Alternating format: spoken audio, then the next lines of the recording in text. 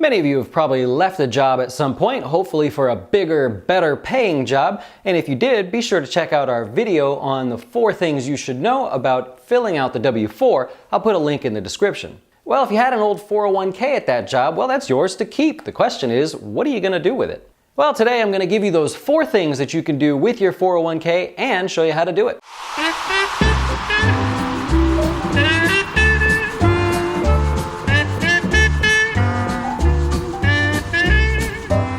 Okay, the first thing you could do with your old 401k is nothing.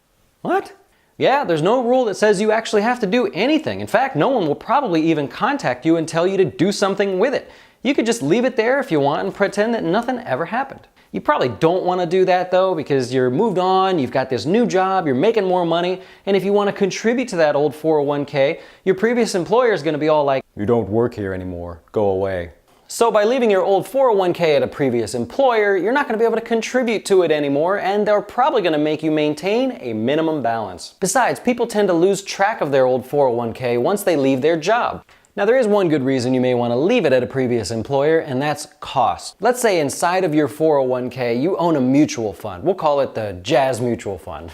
It's not a real mutual fund, it's like subliminal marketing. Do you get it? So if that mutual fund inside your previous 401k charges a fee, it's very likely that your employer pays a smaller fee because they have so many of their other employees' assets invested in the same mutual fund. It's like a volume discount. If you were to try to buy that mutual fund just independent on your own, in your own IRA, you probably wouldn't get that volume discount. Okay, the number 2 thing that you can do with that old 401k is cash it out completely. Take the money and run.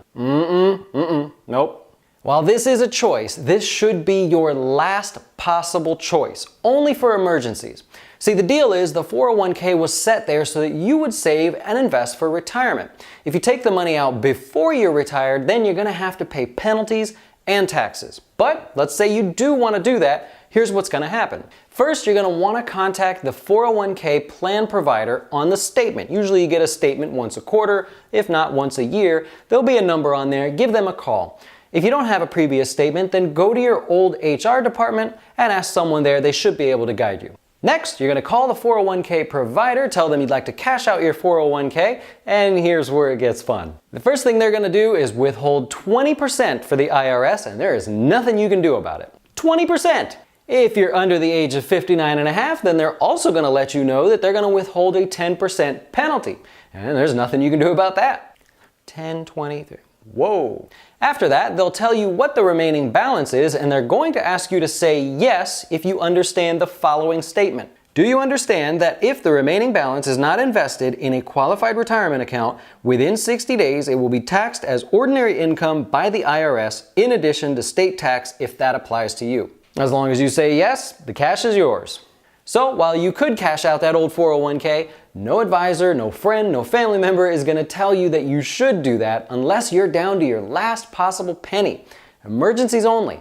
Number 3, you can roll the 401k over into your new employer's 401k if they offer one. Now this one's kind of rare, but it's still an option. It's still something that you could potentially do. How this works is if your new employer's 401k plan allows that as an option, or if they happen to be the same provider. It may be the same company that offered it at your previous employer. If that's the case, no problem. Now if your new employer says that this is an option, then there won't be any taxes, any penalties, no problem to just move it from one employer's plan to the new one. Okay, the number 4 thing that you can do with your 401k, we're saving the best for last year, is to roll it over into a traditional IRA. Okay, here's why I love this option. In a 401k, you're extremely limited to the investments, the vehicles, the types of investments that you can make.